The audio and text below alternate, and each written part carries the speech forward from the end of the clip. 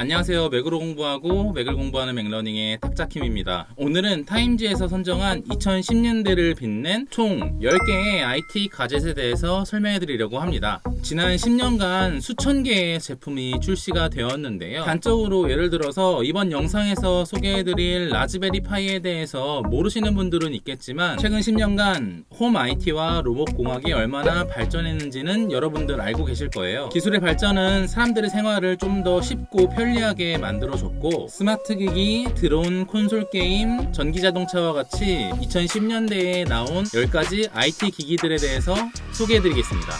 첫 번째로 애플에서 2010년도에 발매한 아이패드입니다. 여러분들 아이패드 출시할 때 스티브 잡스를 조롱하는 여러 짤방들이 나왔던 거 기억하시나요? 처음에 아이폰, 그 다음에 아이패드가 나오고 나서부터는 스티브 잡스가 발매할 IT 기기들이 점점 더 커질 것이라는 것을 예상을 해서 아이매트, 아이유니버셜과 같은 여러가지 짤방들이 나왔었습니다. 아이패드가 태블릿 컴퓨터 시장을 선도했다라는 것은 삼성이나 LG, 화웨이 등과 같은 안드로이드 태블릿을 사용하시는 분들도 모두 인정하실 거예요. 삼성과 LG와 같은 기업에서는 아이패드의 단점을 공략하고자 투인원 PC 또는 분리가 되는 PC를 발매함으로써 아이패드를 공격해왔었는데요. 아이패드는 지난 10년간 오직하게 오로지 패드만의 기능을 위해서 발전해 왔습니다. 최근 애플 펜슬과 아이패드 OS와 같은 애플의 공격적인 아이패드 업데이트를 통해서 애플이 얼마나 태블릿 컴퓨팅 시장에서 1인자로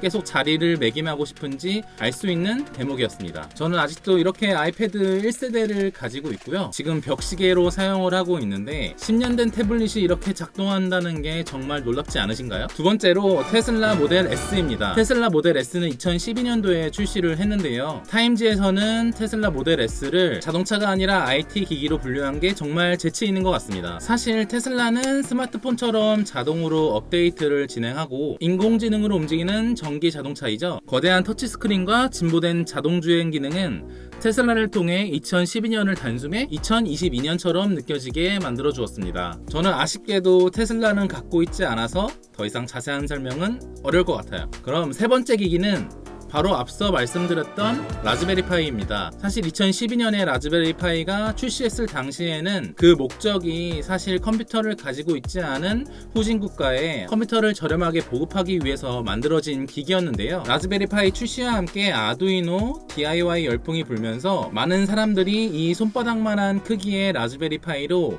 기상 관측, 스마트 미러, 레트로 게임기 등과 같은 여러가지 것들을 개발을 하게 되면서 심지어는 라즈베리 파이를 여러 대 연결해서 하나의 커다란 서버로 꾸미는 등 여러가지 시도가 있었습니다. 라즈베리 파이는 불과 7년 만에 2,500만 대를 판매를 하면서 라즈베리 파이는 많은 땜장이들의 관심을 끌게 되었습니다. 그럼 네 번째로 구글의 크롬캐스트입니다.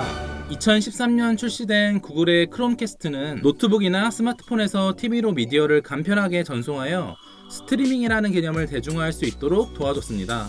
값비싼 스마트 TV 구입 대신에 불과 35달러에 달하는 기기를 구입함으로써 가지고 있는 스마트 기기를 스트리밍하여 저렴한 비용으로 스마트홈을 구성할 수 있었습니다. 저 또한 스마트 TV 대신에 크롬캐스트를 사용을 해서 TV로 유튜브나 넷플릭스를 보고 있습니다. 완전 개꿀이죠? 다섯 번째는 바로 DJI의 드론 팬텀입니다. 저는 학창시절 쿼드콥터라는 이름으로 사실 처음 드론을 접했었는데요. 당시에는 쿼드콥터를 만들려면 상당히 많은 정도의 공학적 지식을 요구했었는데 요즘에는 불과 10몇 달러만 주면은 바로 드론을 구입할 수가 있는 세상이 되었죠. DJI의 팬텀은 사진을 찍는 모든 드론 중에서 가장 잘 알려져 있고 유튜브에서 가장 인기 있는 드론입니다.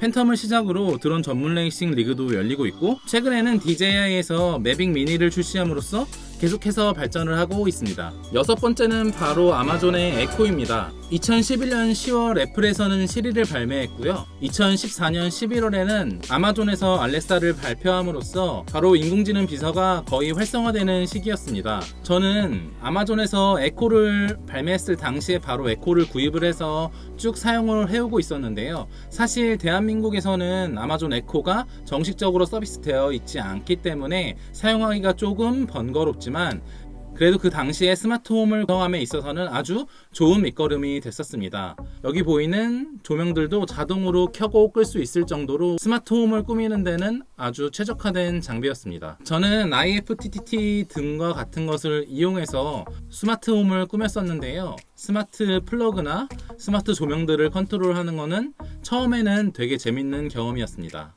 일곱 번째는 바로 애플의 애플워치입니다. 저는 애플워치 1세대를 사용하기 시작하고 나서부터 갤럭시 워치, 가민, 스카겐 등을 구입해서 쭉 스마트워치를 사용했었는데요.